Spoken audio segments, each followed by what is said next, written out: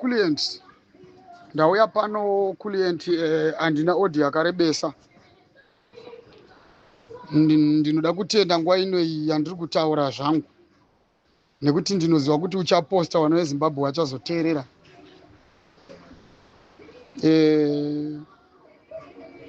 Ndinotenda zvangu kune vanhu vakanga vachindidzora nevese vari kundidzora. Ndakafonerwa ndikagarwa neni pasi nevamwe vari kutadza vasiri pedyo neni, vari kuedza minzi dzese dzekutaura neni. Kune vamwe vakuru chaivo vari kutoshevedzera kuti chinyarara. Vari kutaura nyaya imwe chete yekuti hanzi chinyarara iwewe. Nyaya yevanhu vari kuataka haisiriyo yega yekufokasa nayo. Zvakare panapa hatina kuti tiuye kuzoatakana nevanhu. Vandiudza vachindidzidzisa vachiti pese panoitwa chinhu usafungidzire kuti chichayemurwa chero chikanaka zvakaita sei.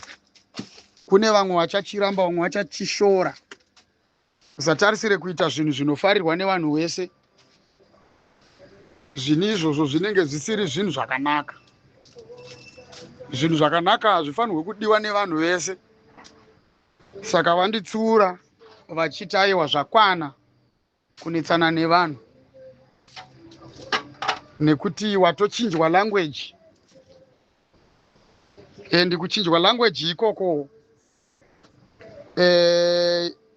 ndiko kwakanga kuchitodiwa kuti tiite sei kuti tichinje munhu welanguage. Saka in